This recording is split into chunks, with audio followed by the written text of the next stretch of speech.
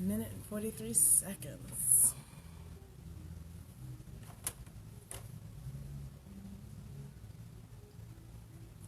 Test, test, test.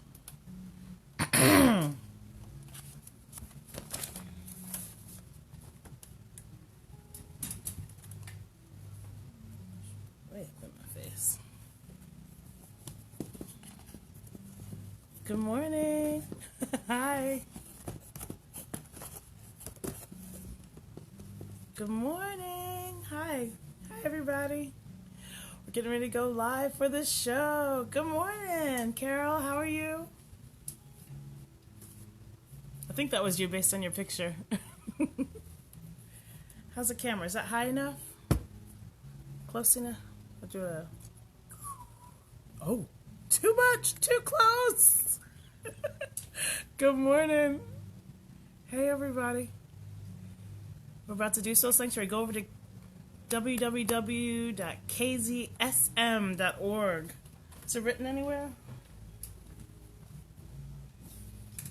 I don't see it on stuff, but it's kzsm.org. I don't see stuff around. 21 seconds until we're live. Good morning. Good morning. Sorry for you to walk out on camera. I didn't know. Be surprised. Oh. I think it was just your torso that was on camera. Oops. I was wondering who you're talking to. My bad. Ooh, ooh, ooh, ooh. Get ready, sister. We're going hot. Good morning, Soul Sanctuary soldiers. Good morning, everybody. How are you? How's everybody? I'm coming in a little bit hot. Hold on, let me turn me down. It's weird adding amplification to my voice because I'm pretty loud anyway. But good morning. I'm so glad that you're joining me. We're here on Soul Sanctuary. If you are watching on Facebook, you can go to kzsm.org to listen live. Right now, I'm pretty sure we were having some difficulty airing yesterday, but I believe that you can hear us now at kzsm.org. We're going to be here for the next hour, chopping it up, talking about Soul Sanctuary, soul kind of stuff. Today we're going to be talking about whether or not your personality is too intense for other people. And I'm sure you know that I have a whole opinion about too intense, whether or not you should simmer yourself down so that other people will be comfortable or not. If you know me at all, you know probably not. That's not the best, most honest way to kind of move through the world. But we'll talk about that today. If you're into numerology, today equals 21. And so today is a day for the universe. So today is a day for all possibilities. So anything that you've been working on that you haven't really been able to work out, any kind of entangled, complex situations, today is a day to chomp at it because we have the universe card, and that means all possibilities. Absolutely anything can happen. And so take another stab at it, just for the day. See how it goes. I'm probably going to jump pretty quickly into this because there's 11 different points. And it says 11 signs that your deep personality is too intense. And that's intimidating to others. Your deep personality. What is a deep personality? We'll see what they say. Hi, Brandy. Thanks for joining. Hi, Frankie. Thanks for joining. And hi, Megan. I haven't seen you in a long time. Thanks for joining. If you're joining, you can go listen at kzsm.org. So you can listen live if you have to jump in the car or something like that. Hi. Thanks for all the hearts. I haven't gotten so many hearts before. That's fantastic. All right. Now, how do you do this show and not be distracted by what people are saying? Well, I'll figure it out. I promise I will. Okay, so 11 signs that your deep personality is too intense, or so intense, that it's intimidating to other people. Let's see. You are honest to a fault. Okay, so who's watching is honest to a fault. If you're honest to a fault, send me hearts. It's not what you think it means, Sagittarians. Just honest. We're still going to keep our tact in place. I have to make a special note for my Sag babies because they have a very thin line between being honest and not taking others' feelings into account. But that's a whole different show. We talked about it last time too. But being honest to his fault. Now, what this says is, when it comes down to it, you value your honesty above all else. In fact, you will have an uncomfortable conversation if necessary to ensure that you can get straight to the point and put the truth out there. After all, if you don't have the truth, what do you have? Just remember that not everyone is prepared to hear the truth. And ain't that the truth? There's been so many times when I've sat down to do tarot readings with clients, and when we start digging into it, all of a sudden there's a big problem. Because we've got honesty coming up. We've got some information, some interactions coming up that they may not be ready to talk about.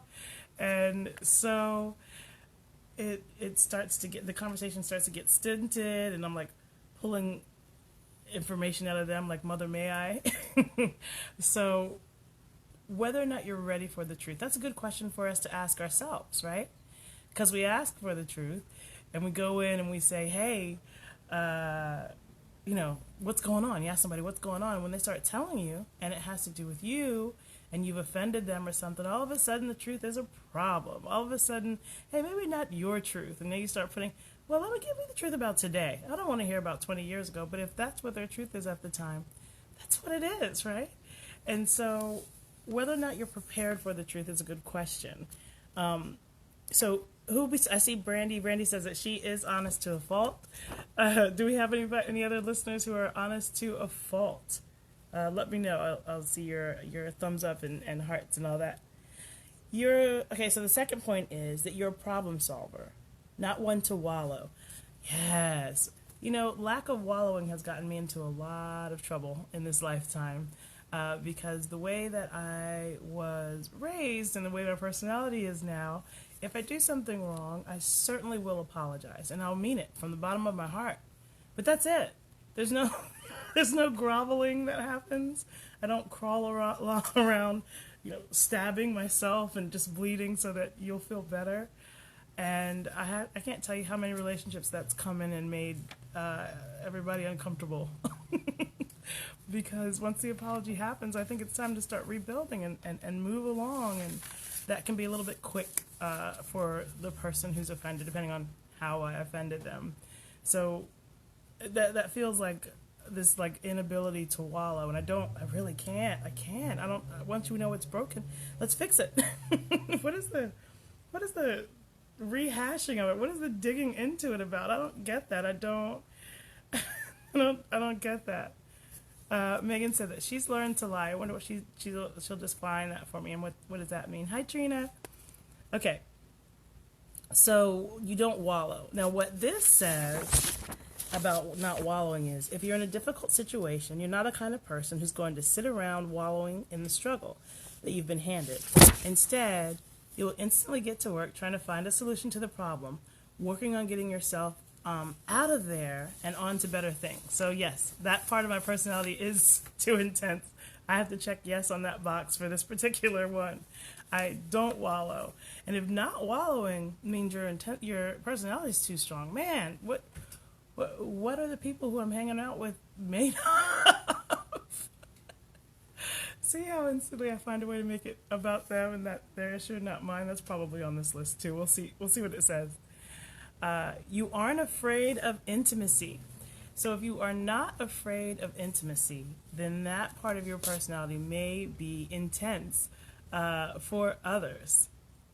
It says, it's surprising how many people in today's society claim to understand the importance of intimacy and then shy away from it completely when the opportunity presents itself. You, however, understand that intimacy comes on many levels, and each is necessary in its own way in your relationship, including not only romantic relationships, but also friendships and family connections. This includes actions as simple as a hug or a pat on the back. So if you have an intense personality, you may find that intimacy is not intimidating to you.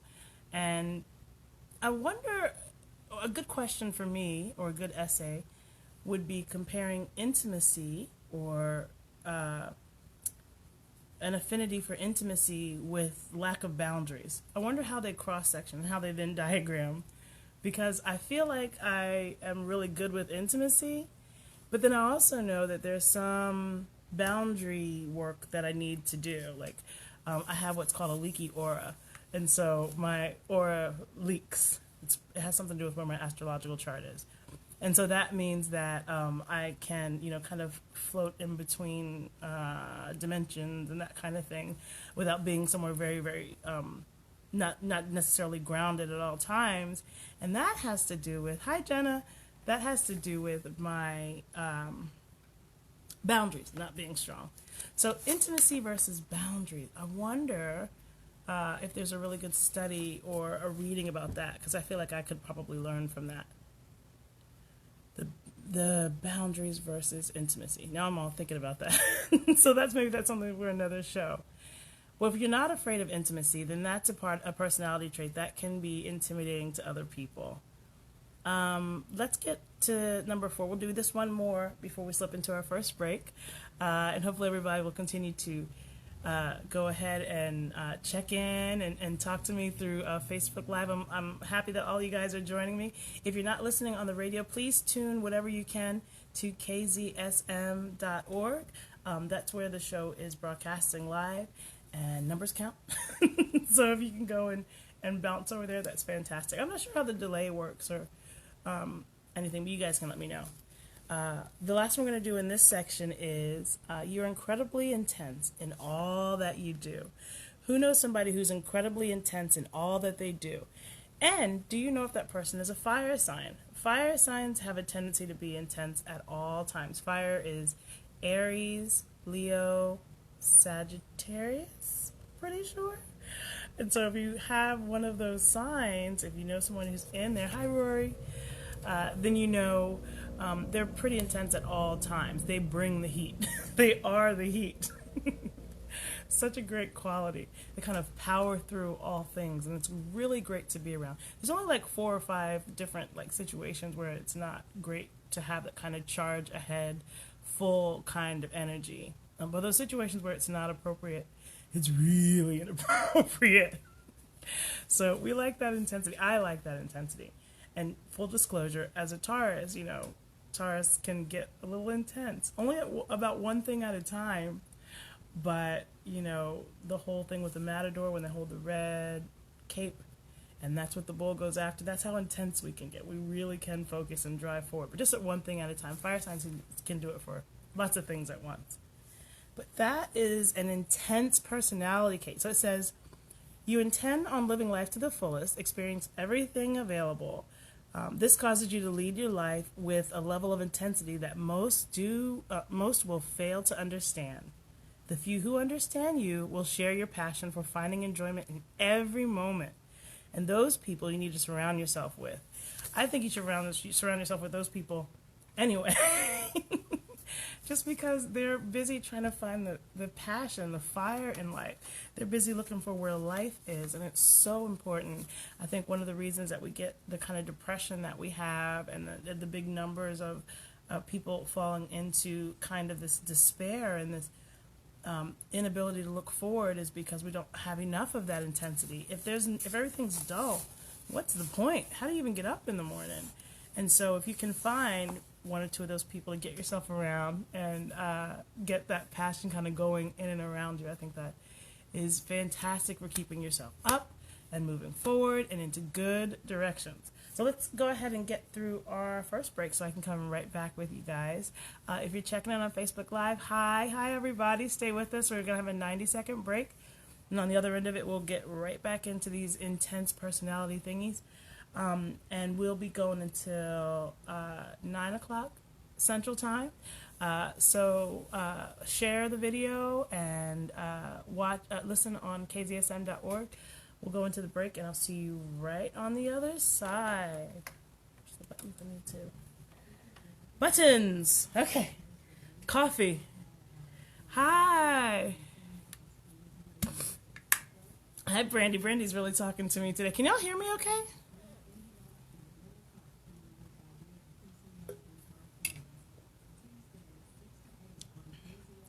Where's the Monitor volume. Hey guys, Rory's watching. Extremely intense. Average of 5 people we surround ourselves with. Good job.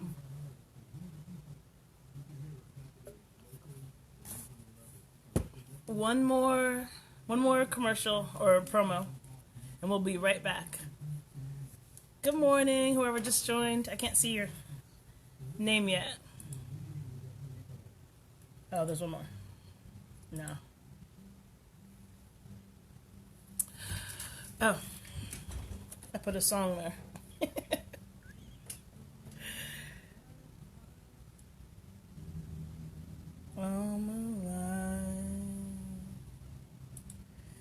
Some Beatles checking in.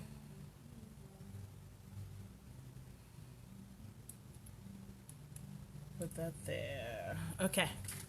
Getting ready to go right back into No, I'm at Brandy, I'm at the KZSM radio station.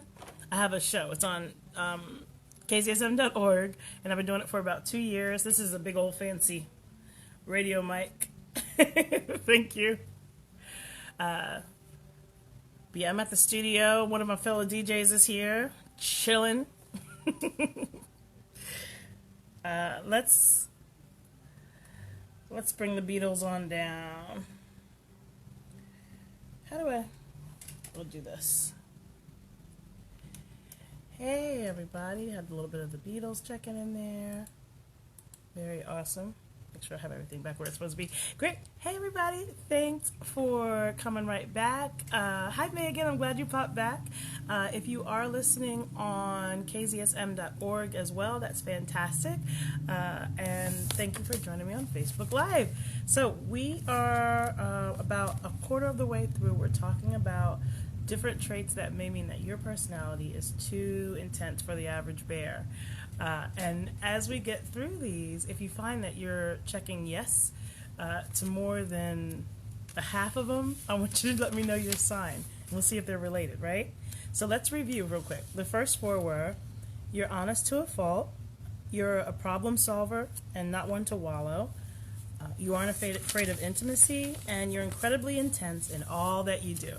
So of those, what can you pop yes to?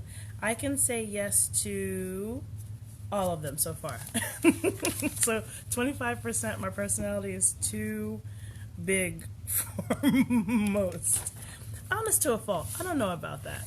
I think that I might be a little bit I think I pick tact over honesty. I really do. When those two things are up for, when there's a choice between the two. Just because everybody's struggling and nobody needs your ass to kiss, and so I feel like I probably spend a little bit more time trying to make sure that whoever it is I'm giving the information to is ready to receive it. And so one, not so much, but the other 3, I definitely could put a checkbox next to. So what's the next one? You ask a lot of questions. A lot is in caps. So if you're always asking questions, then that might mean you have an intense personality. This reminds me of my oldest son, who immediately, upon telling him anything, you'll see his little eyebrows furrow. You can tell he's thinking deeply. And he'll ask you at least 2 questions to qualify what you're saying, what it means, how it affects him or his brother or his family. But he always digs deeper beneath whatever it is that you tell him. So you can't really come to him with a whole bunch of BS. He won't let it fly. I mean, you won't be prepared also for the kind of what he's going to ask. I understand the kinds of questions he asks now because I've been around him for a while. But it's hard to be prepared for what the question will be because, man, he has a way of really trying to understand very intimately what it is exactly that you mean. He does not suffer fools very well. He gets that from me and his dad, I'm pretty sure. But yeah, it's really a great experience. If you ever want to make sure, like have a sounding board, my oldest would be great for that because he'll give you the questions that will help you get prepared for your real performance. And that was asking a lot of questions. And it says, while this may come across to others like you're interrogating them, the truth is you want to get to know them on a deeper level. and more meaningful level. You aren't asking questions for manipulative reasons, just to find out information to use for your benefit later. You genuinely want to understand others. So asking questions is the best way to do that. If you guys saw that meme a couple of months ago now, I guess, where there was a teacher that said, hey, half the kids in here are going to fail. And then one of the students said, so you really suck at your job, right? I could hear my oldest saying that. And he wouldn't even be being a jerk about it. This is how he just would be, well, that analyzes this way. He's just very analytical. And I think that that's along the same lines. Like, what is the truth of the gist of what it is that you're saying, what you want me to understand? And which is good, because you have to, have your feet underneath you, be grounded when you're talking to him. And I don't think that's a bad quality at all. I will encourage it. So not only am I too intense, but I'm making two more to send out to the world and deal with people. Okay, so let's go to number 6. You refuse to waste your time waiting around for others. Now, I just want to have a moment of silence for that one. Refuse to waste your time waiting around for others. This has been, it's like a linchpin. It's been like such an intense concept that's come up in my marriage. Where my husband, who's a Virgo, he has more tolerance for allowing other people to have more say in what happens and how it happens, what happens with our day and that kind of thing. And I cannot deal with it. I can't do it. I can't do it. The minute that, like, the control of what's going to happen next is, like, taken out of our hands, I'm so uncomfortable. It's really, really difficult for me to sit on my hands and wait and see what happens. I want to have a say in it. I want to have as much control over it. I don't want my plans to be ruined or just waiting on one person's ability to come through, because first of all, that's too much pressure on that person. And the reason that I say that is because if they don't get it right like 2 or 3 times in a row, my opinion of them changes. Now I gotta feel all kinds of ways about you. Now I gotta, like, not include you when I have plans come. Like, the repercussions are so big that I just don't want to put that kind of pressure on one individual person or one individual relationship. I just want to keep it myself. Maybe that's just the way that I justify trying to keep control of it. Y'all let me know. My more my more cerebral guests tell me. But refuse to waste time waiting around for others. And then the worst reaction I have, I think, is having my time wasted, especially if I've done something specifically to not waste time. And then it ends up wasted anyway. Oh, I want to scream and stab things with pointy ice picks. This is where I need to pull back. It's oversharing. Hi, Randy. So that is the best way to get my goat, is figure out some way to waste a whole lot of my time. So there we go. Here we are on number 7. You're like a human lie detector, able to see through the BS. Ooh, where's my human lie detectors? Do we have any in the room? Any listeners over the air? Are you a human lie detector? Hold on, I'm a little bit hot. Who are my human lie detectors? As soon as somebody have you ever been in a situation even before the person starts talking, like the amount of time it's taken them to respond feels like inaccuracy. It feels like they're reaching too far. They're trying too hard. Or they answer real quickly and they haven't thought about it. Like that too. There's just, you have hairs that stick up on the back of your neck. Now whether or not you react to it is a different personality trait, but that you can detect when somebody is not coming straight, when they don't have straight for you, they don't know what straight is, they're not fixing to be straight. They're really trying to manipulate the situation. So you're like a human lie detector. Let me see what this says about it. It says, when someone is being insecure or dishonest, it's like a red light goes off in your mind, warning you that they are screwing around. As someone who values honesty, as we previously discussed, there's nothing you see as a bigger deal breaker than someone who tells lies. You have no interest in sticking around for those that don't respect you enough to be transparent with you. Yeah, I'd much rather have a truth. I always said I'd rather have a thimble full of real than a whole room full of fake. because at least with the real, if I'm dealing with it, I'm dealing through it.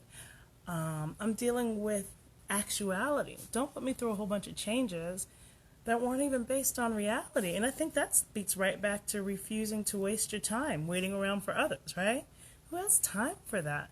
I'm a whole mom. I'm a whole wife. I'm a whole tarot reader. I have an entire life.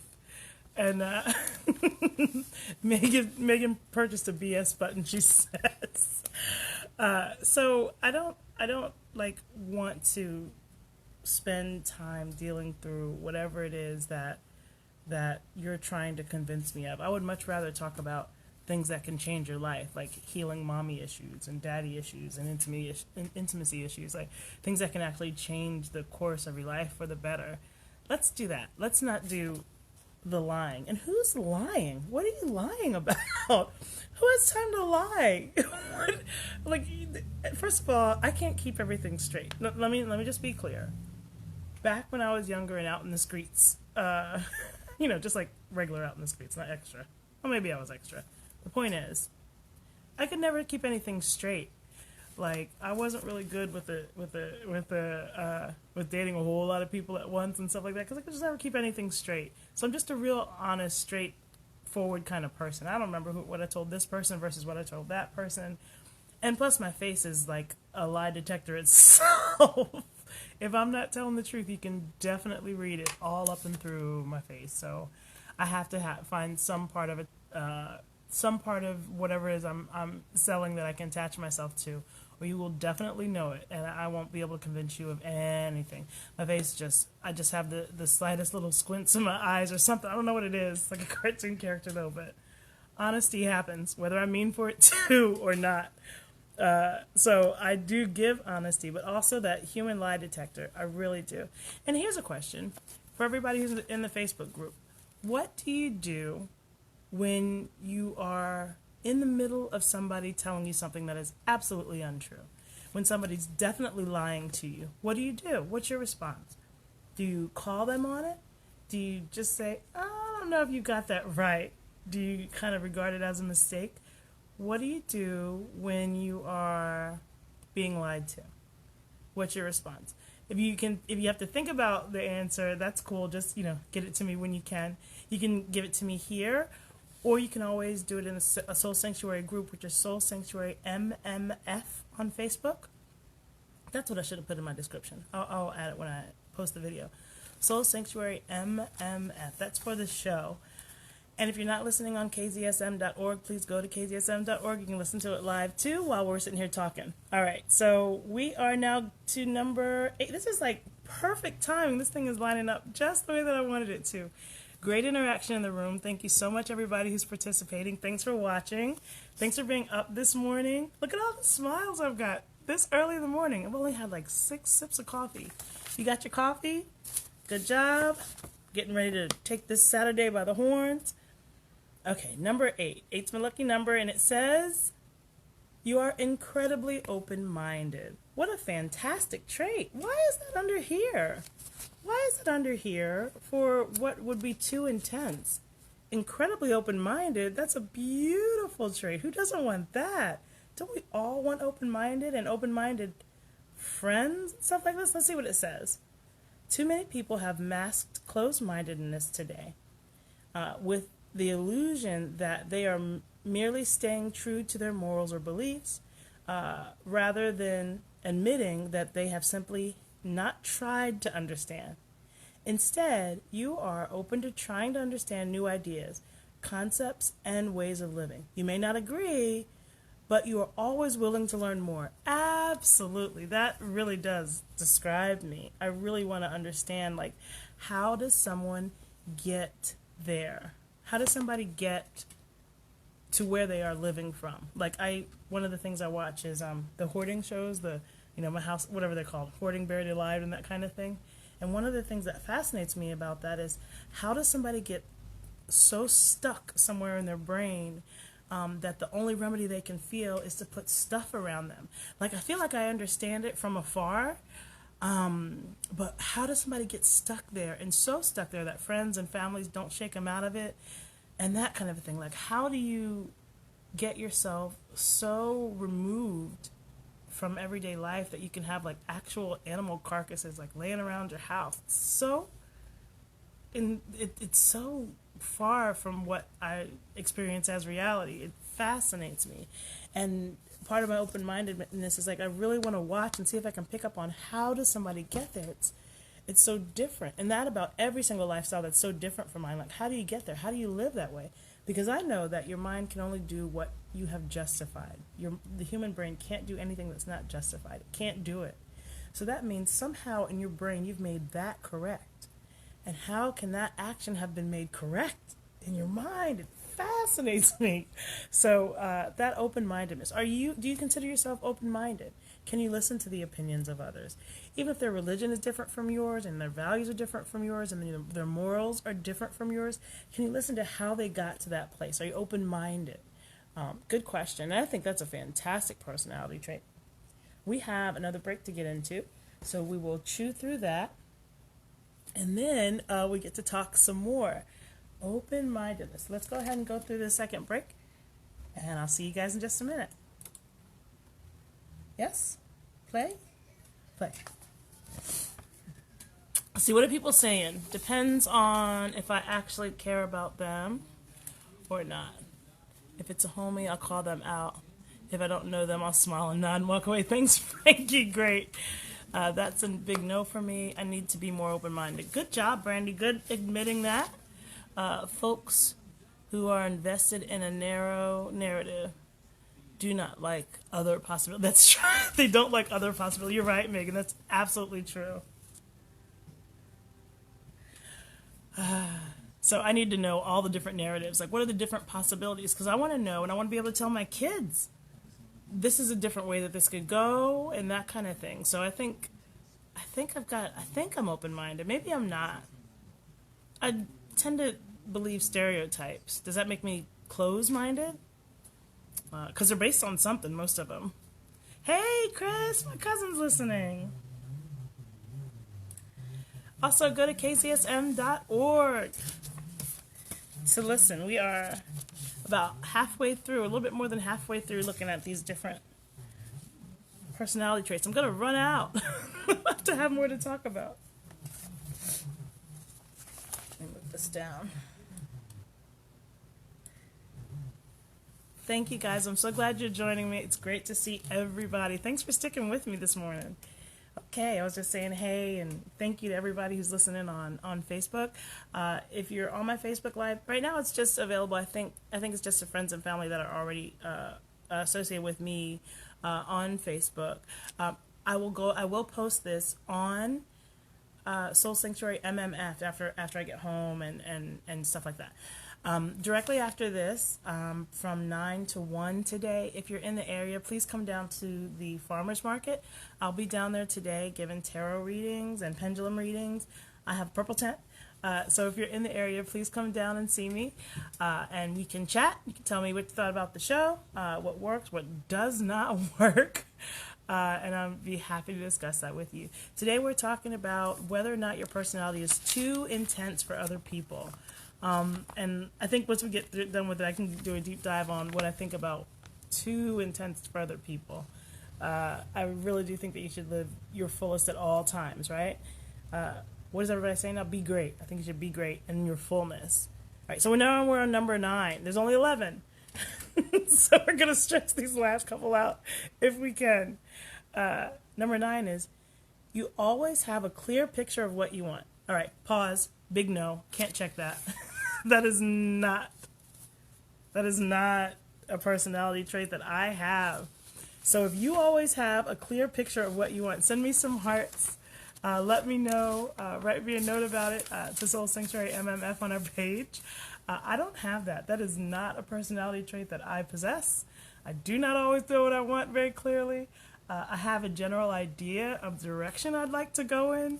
But as far as a really clear vision of it, I do not. Every time I listen to a lot of stuff with Iyanla Vanzant, and whenever she says, have a vision, make sure you have a clear vision. Every time she says that, I'm like, oh, yeah, I should do that. But it's every time she says it, which means I never have it. So if you are a person that's figured out how to always have a clear picture of what you want, please let me know. Now, and it would be good to understand how that relates to boundaries as well. Maybe the reason that I don't usually have that clear in my head is because I don't have that really good boundary set up, that relationship with boundaries. What this says about it is every situation you enter into, you do so with the end already in mind, and you refuse to settle for anything less. Your goals are always a top priority, which can lead you to say or do things in your quest to achieve success that will make others feel uncomfortable. Just be careful not to be too goal focused, or you can lose sight of the beauty in the little moments in between. Well, that's good. That's good. I think I'm all the little moments in between, just because those goals just aren't that straight. They just don't come across that that clearly for me. I don't see that the same way. So I don't usually have a clear vision. So if I want to become more intense, I guess that's part of what I could use. One of the things I could do to be more intense, if that makes sense, or that makes whatever I'm going through easier for that time. Okay. 10 is you're a creature of habit. I don't have that one either. I don't think I'm a creature of habit. I think habit is like mundane to me, and it makes me zone out and not experience the fullness of every moment that I possibly could. And so I don't think that I have that one either. Who in here is a creature of habit? So schedules and consistency are your friends, with a solid and predictable foundation upon which you build your life. Sounds very earth signy to me. And so, hey, Meech! And so if you are a person who is a creature of habit, I would imagine, first of all, that you're probably an earth sign. Maybe, no, just earth. Probably earth signs would probably have a bit more tendency to be creatures of habit, because we're just practical, stable influences. We're very practical, and we have our feet on the ground, and for the most part are grounded people. But I do not represent earth signs well in that habit, because I'm not a creature of habit. I always want to be. I've always wanted to be a person who could meal prep. I've always wanted to be a person that could have this like schedule that they stick to, and I think that that's good, and it's a good for a good life. But it's just this thing that I'm over here like groping at. I've never done it very well. I'm not predictable. I love my spontaneity, and see, that's the thing. I don't think there's a problem with being spontaneous. This is why I probably don't fix it very well, because I think it's like the spice of life. Somehow I'm going to have to find more value in predictability, stability, and kind of routine, so that I can get myself to work through that better, because I don't do that part well at all. I am not a creature of habit. Okay, we're ready for this very last one, and then we'll kind of do a review, and I'll see what you guys have been saying about how you feel about these things that make your personality too intense.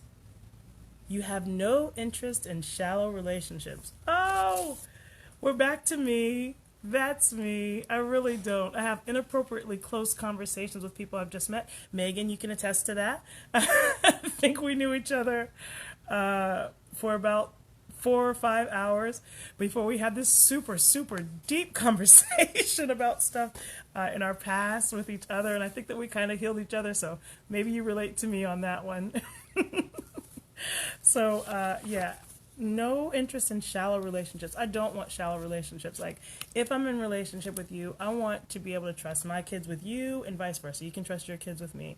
Those are the kind of people that I want to be around. So if I have to run out of here real quick, I don't have to, gather them up and run with them, because I'm around somebody who cares about me, who will make good decisions, who can have a deep relationship with me, and vice versa. You can definitely have one with me.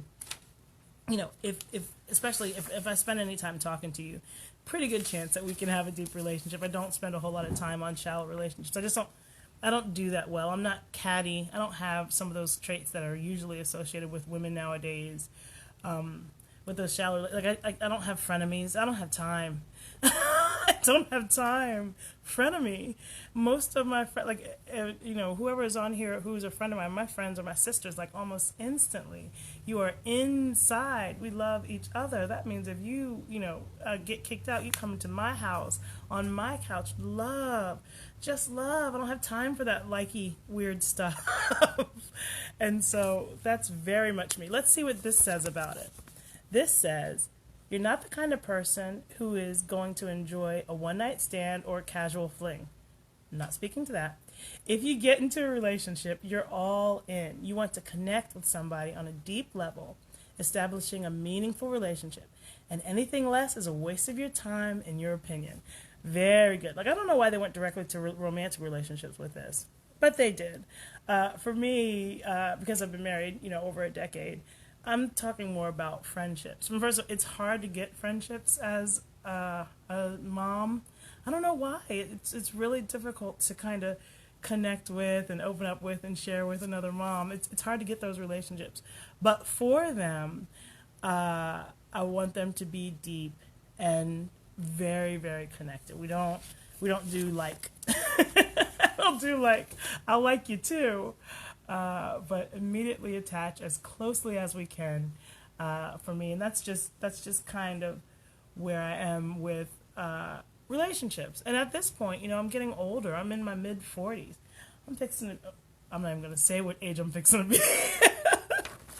But at this point, I don't have time for that kind of thing. And I started to go. There was a point.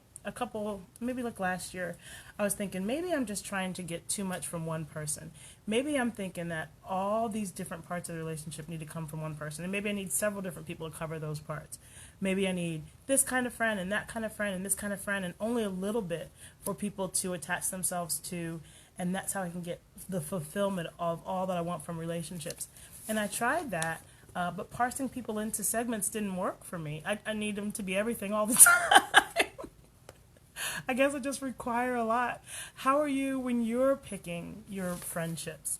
These are your friendships. Like, do you immediately need to be able to trust that person around your husband, right? Or do you immediately need to be able to, whatever the thing is, what do you need to be immediately comfortable with people that you allow into your circle? What do you need to be immediately comfortable with? And as far as friendships, let's talk a little bit about, are you making sure, hi Sandy and Cynthia, are you making sure that you have a variety of different types of friends? Are you making sure that you have friends that are driven?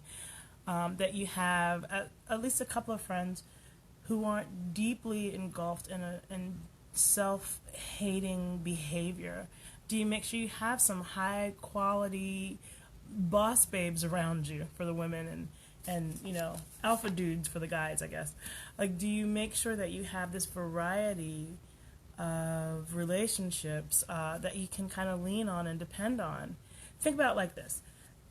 If you woke up this morning really upset, which friend would you call about what type of upset? Do you have a couple of different people for a couple of different upsets? I have my aunties that I'll talk to about relationships and kid stuff, right? And then my sister friends, I'll talk about mostly kids and different ways to raise them right now, because we're all doing it in this day and age. Who do you reach out for what type of upset? Is there a variety? One of the signs of intelligence is, hi Dad, my dad's here. One of the signs of intelligence is emotional intelligence. The more different types of people that you're friends with, the more emotional intelligence you have. Which is kind of cool. Do you have different types of people that you are friendly with? Or is it just one type? Are they all the same person in different skin? Good kind of to think about. And while we're getting ready to go into 2020 and we're all sloughing off those relationships that haven't worked for us and getting ready to step into our power, or whatever affirmation you're using to make 2020 the best year of your life. I've heard a lot of that, and I really hope it works for you. As you do that, well, think about what different types of relationships you have and how you're setting that up to be successful for you in your lifetime. So we're going to go ahead and slip into our last break of the day. We've gotten through our whole list of 11 things. Let's... My dad calls me my family nickname in the middle of a chat. It's Boomer. Hi, y'all. Okay. Let's read back through them, and then we're going to slip into break, and then we'll be right back on the other side. So, the 11 signs that your personality is so intense that it's intimidating to other people. We've got, you're honest to a fault. You're a problem solver, not one to wallow. You aren't afraid of intimacy. You are incredibly intense in all that you do. You ask a lot of questions. You refuse to waste time waiting around for others. You are a human lie detector, able to see through BS. You are incredibly open-minded. You always have a clear picture of what you want. You are a creature of habit, and you have no interest in shallow relationships. So mine was 9 out of 11. 9 out of 11. I can say yes to. What was your number? We'll poke it in here in the group, and I will look at it while we go into our last break. I'll see you guys on the other side of it. Hey everybody, just reading through this. Nice, Megan. Is it warm? Kind of cool out there. Oh. I thought you were opening the window because it stinks. I mean the door because it stinks. No, I'm getting ready to go to the library. Oh. The volunteer things today. Yeah. Enjoy it. Represent us well. Our tribute's going to the library. There's a volunteer thing down at the library today if you're in the area. Okay.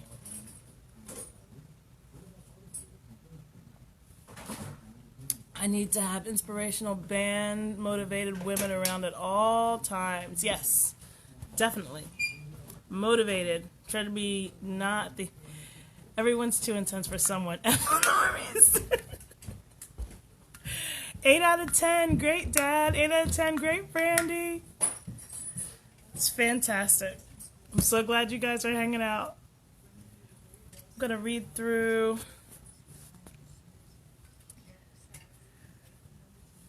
Yeah, I think I'm going to talk a little bit about how I feel about being too much for anybody. Because it's an important topic. Here we go. Back on the air.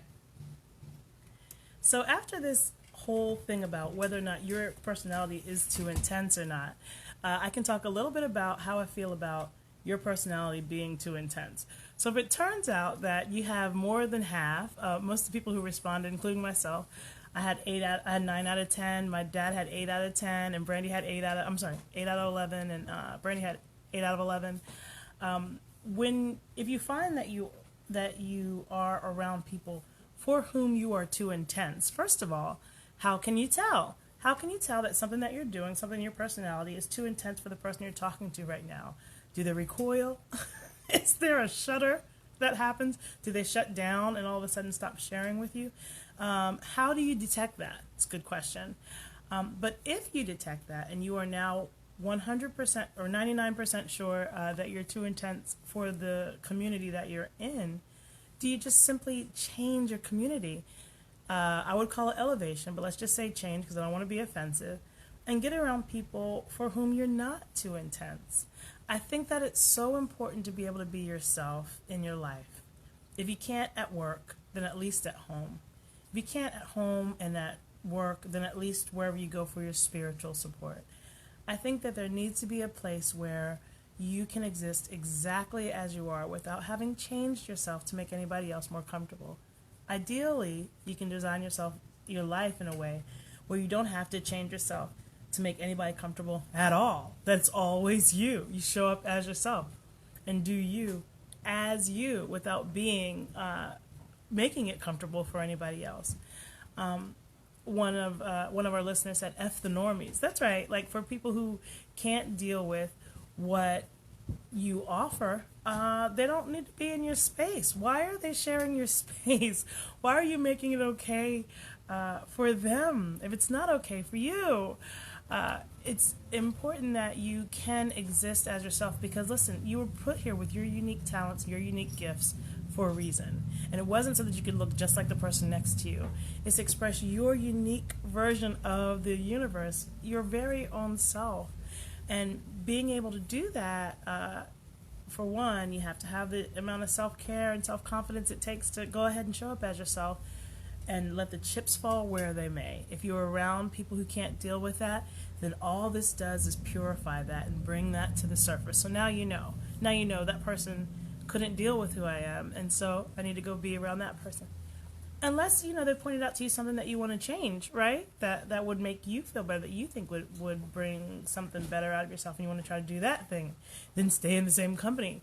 But once you're comfortable with who you are and how you are, and I'm not saying just be the kind of person that says, well, that's just who I am, and fold your arms and hold your breath. That's not living. That's not life either. That's just kind of holding on to something staunchly for not really a good, usually not very good reasons.